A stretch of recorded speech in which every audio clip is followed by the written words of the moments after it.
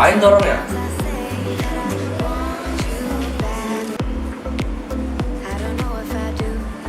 Lu ngerjain apaan, Bang? Kerjaan nih, WFH. Oh, gara-gara virus corona. Yoi. Salah ya. Ya gitulah. Jadi gua mau kasih Rama dulu ya. Mana ya? Lu ngapain, Ram? Oh, ini gue lagi ngerjain apa sih? Lagi pendalaman materi buat akuntansi internasional kita. Kan kita udah ada kelompok, memang lu nggak tahu, nggak tahu sama itunya, sama ketua kelasnya. Emang ada tugas? Ada lah.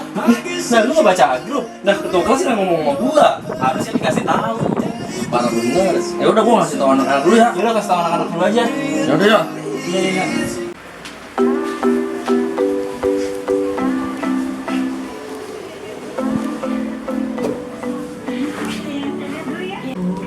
Woi, ngapain lu? Nonton Indosiar lah. Jadi gini Bu rencananya gitu. Dih, lu kagak ngerjain tugas? Emang ada ya tugas? Ada lah, akuntansi internasional. Lu sih nonton Indosiar mulu. Nah, ajak lu. Ayo, Teng. Bareng Rama. Emang ada? Yaudah yuk. Ayo.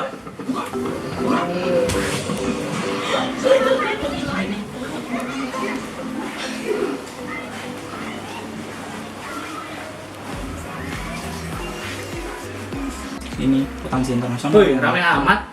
Lagi pada ngapain? Lah, lu dari mana, Bang? Toilet. Ini ada tugas. Oh, apaan sih? Akuntansi internasional nih, jadi kita nanti bakal ngerjain tugas akuntansi nasional negara Jepang gitu. Nah ini gue udah ada bahannya sedikit buat kita jelasin nanti. Emang tugasnya ngapain, Ran? Nih gue jelasin nih. Ya, di sini kita akan membahas sistem akuntansi di negara Jepang. Seperti apa sih sistem akuntansi yang digunakan di sana? Dan apa saja yang menjadi karakteristik negara Jepang? Nah, agar lebih mudah dipahami, yuk kita bahas bersama-sama.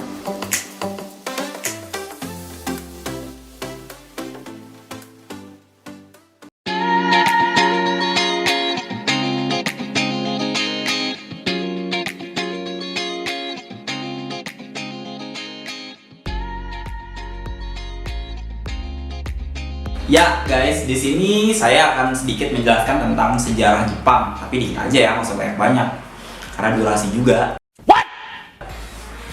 Ya udah, kita langsung aja masuk ke poinnya. Jepang merupakan negara dengan budaya agama yang sangat kuat. Di Jepang terdapat perusahaan-perusahaan raksasa yang disebut Keiretsu. Keiretsu ini sudah ada sejak era Meiji. Nah, pada era Meiji, Keiretsu berganti nama menjadi Zaibatsu, yang artinya itu monopoli. Tetapi setelah Perang Dunia Kedua, Zaibatsu berganti lagi nih menjadi Keiretsu yang memiliki dua model, yaitu yang horizontal dan vertikal.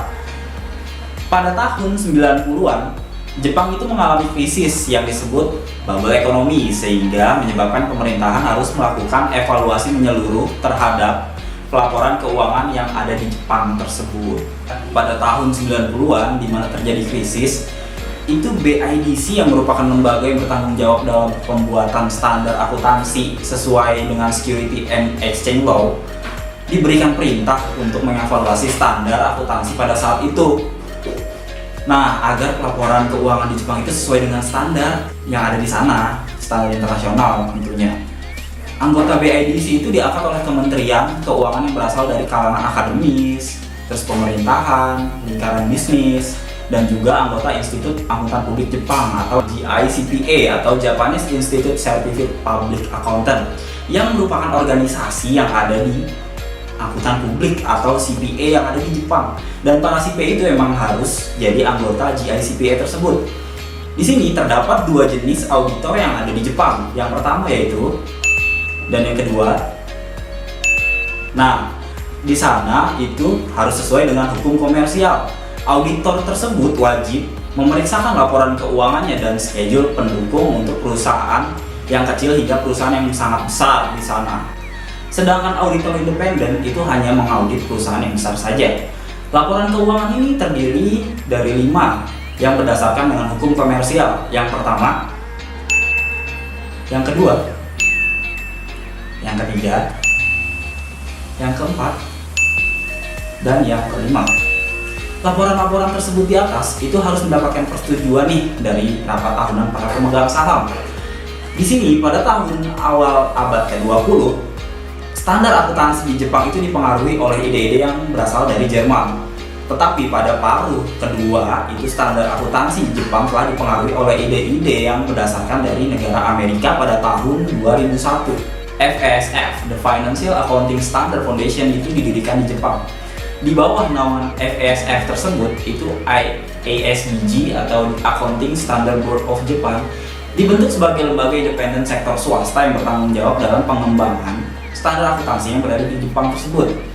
Nah, pada tahun 2005, ASBG itu mengumumkan proyek bersama dengan IASB atau International Accounting Standard Board dalam pencapaian kesepakatan antara GAAP atau prinsip akuntansi yang diterima umum Jepang dengan standar akuntansi internasional atau IFRS. Nah, jadi standar akuntansi yang ada di Jepang tersebut sedang menuju ke arah IFRS, adaptasi EU, dan semua lembaga mempersiapkan penerapan standar akuntansi internasional tersebut.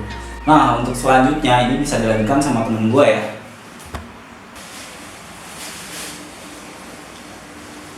Omae wa mou shindeiru.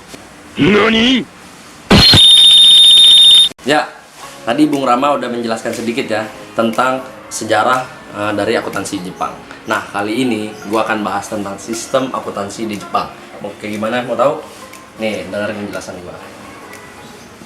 Ya, menurut informasi yang gua dapat, akuntansi dan pelaporan keuangan di Jepang mencerminkan gabungan berbagai pengaruh domestik dan internasional. Nah, untuk memahami akuntansi di Jepang, nah ada beberapa yang harus kita ketahui. Yang pertama, yang kedua, dan yang ketiga. Nah, perusahaan-perusahaan di Jepang saling memiliki ekuitas satu sama lain dan seringkali bersama-sama memiliki perusahaan lain. Investasi saling bertautan ini menghasilkan konglomerasi industri yang raksasa yang disebut dengan keiretsu, yang seperti udah dijelasin oleh Bung Rama tadi. Ya, kali ini gua bakal bahas tentang regulasi dan penegakan aturan akuntansi di Jepang. Pemerintah masih memiliki pengaruh yang paling signifikan terhadap akuntansi di Jepang. Nah, regulasi akuntansi ini ada didasarkan oleh 3 undang-undang. Yang pertama, hukum komersial, dan yang kedua, undang-undang pasar modal, dan yang ketiga, undang-undang pajak penghasilan. Nah, di sini gua akan menjelaskan tentang pertama, hukum komersial. Hukum komersial adalah perlindungan terhadap kreditor dan pemegang saham, merupakan prinsip utama dengan ketergantungan yang sangat jelas atas pengukuran biaya historis. Nah, hukum ini diatur oleh Kementerian Kehakiman atau Ministry of Justice atau MOJ. Hukum tersebut merupakan inti dari regulasi akuntansi di Jepang dan yang paling memiliki pengaruh besar. Nah, seluruh perusahaan yang didirikan diwajibkan untuk memenuhi provisi akuntansi yang dimuat dalam aturan menyangkut neraca, laporan laba rugi, laporan usaha, dan schedule pendukung. Nah, itu adalah pengertian tentang komersil. Yang kedua, itu tentang undang-undang pasar modal. Nah, pasar modal didasarkan pada undang-undang modal Amerika Serikat dan diberlakukan terhadap Jepang oleh Amerika Serikat selama masa pendudukannya setelah Perang Dunia Kedua. Nah, tujuan utama dari undang-undang pasar modal adalah untuk memberikan informasi dalam pengambilan keputusan investasi. Nah, yang ketiga, gue bakal bahas tentang undang-undang pajak penghasilan. Nah, di Jepang menganut sistem withholding tax atau Gensen Choushu. Nah, untuk sistem pajak penghasilan atau PPH, sistem ini mewajibkan pembayar penghasilan untuk secara langsung memotong pajak dari penghasilan yang dibayar, lalu melapor dan menyetorkannya ke pemerintah. Ya, itulah sedikit tentang sistem akuntansi di Jepang. Mungkin akan lebih jelasnya dibahas oleh teman-teman gua. Check it out. Oke, tadi dua temen gue udah ngejelasin mengenai yang pertama sejarah, kemudian sistem akuntansi yang ada di Jepang. Nah, kali ini gue mau menyampaikan sedikit tentang karakteristik akuntansi di negara Jepang. Nah, yang pertama itu ada sistem pendanaan. Banyak perusahaan yang berinvestasi ke perusahaan lain. Sumber pendanaan investasi di Jepang terbesar adalah bank. Oleh karena itu, pemerintah memberi fokus kepada perlindungan kreditor dengan cara pengungkapan laporan keuangan perusahaan kepada publik. Nah, selanjutnya yang kedua, ini ada sistem hukum. Di Jepang sendiri menganut sistem hukum kode, yang mana ini berasal dari Romawi. Sistem hukum kode ini adalah serangkaian ketentuan dan prosedur yang lengkap. Kemudian standar akuntansi di Jepang diselaraskan dan disejajarkan, digabungkan dengan hukum nasional Jepang tersebut. Yang ketiga adalah perpajakan. Pajak perusahaan yang berada di Jepang diatur oleh Undang-Undang Pajak Penghasilan Perusahaan. Adanya peraturan pajak ini membuat seluruh perusahaan mengatur sisi pendapatan dan biaya untuk meminimalisasi pajak. Kemudian peraturan di Jepang sangatlah ketat, sehingga manajemen laba jarang terjadi.